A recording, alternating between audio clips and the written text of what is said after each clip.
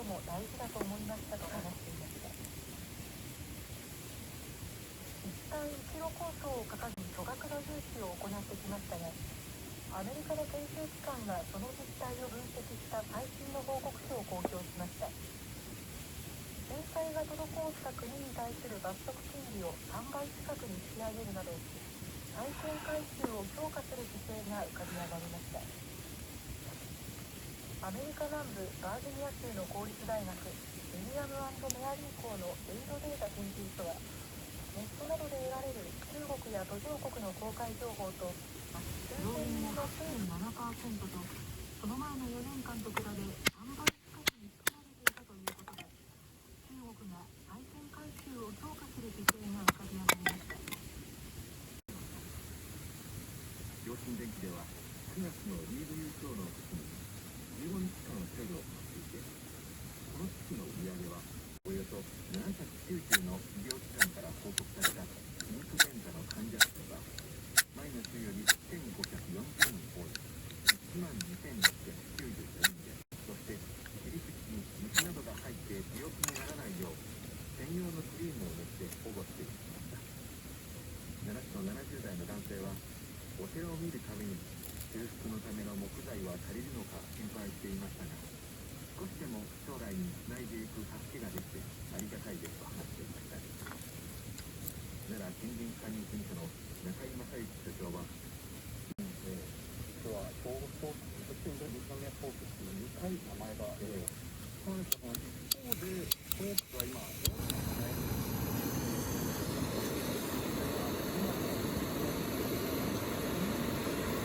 観客動員数が平均4000人などと条件が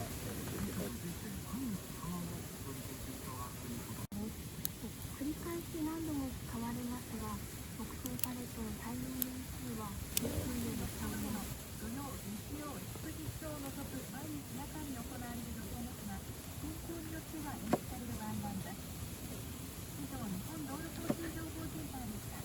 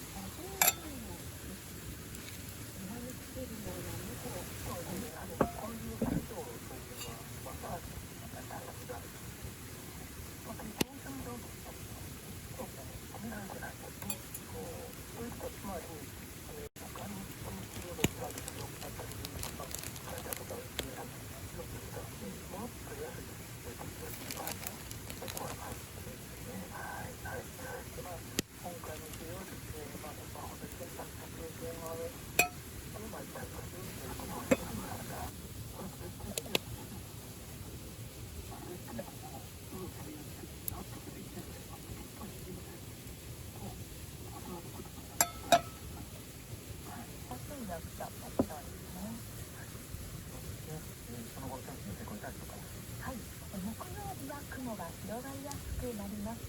大阪最高気温が木曜日25度の予想で、また夏日となりそうなんですね。金曜日、広い範囲での雨となります。この雨を境に一番冷たい空気が入ってきますので、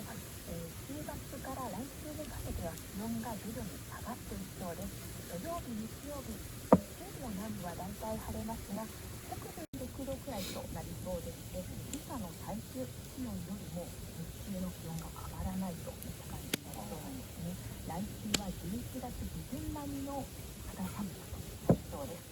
そうですね。1人当たりの実質賃金が去年の同じ月と比べて 2.4% 減少し、18ヶ月連続でマイナスとなりました。厚生労働省は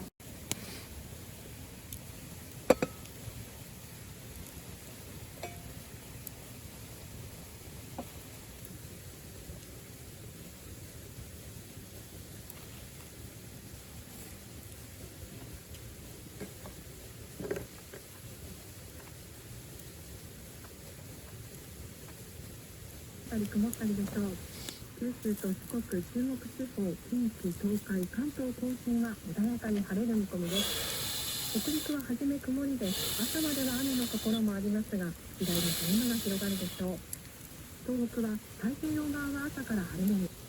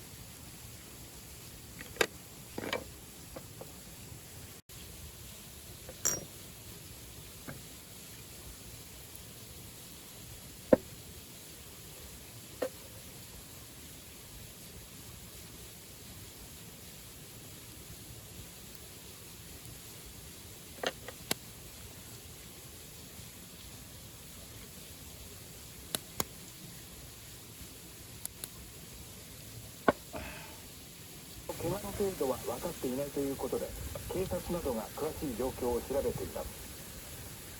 今日午後6時ごろ、兵庫県尼崎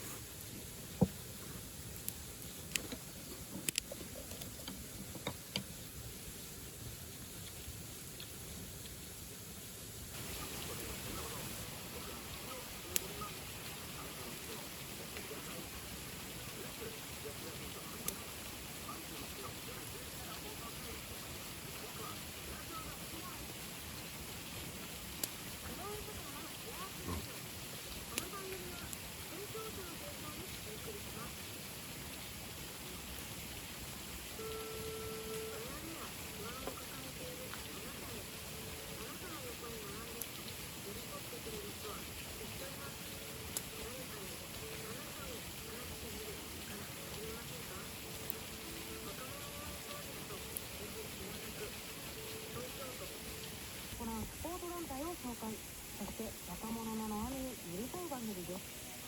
東京都若者応援プロジェクトとは、悩みや不安を一人で抱え込んでいる若者に向けて地域やサポート団体への相談を呼びかけるものになっています。今週から全4回になります。よろしくお願いします。それでは井上咲楽のチアアップラジオスタートです。改めまして井上咲楽です。それでは早速、今回ご紹介するサポート団体の方をお呼びしましょう。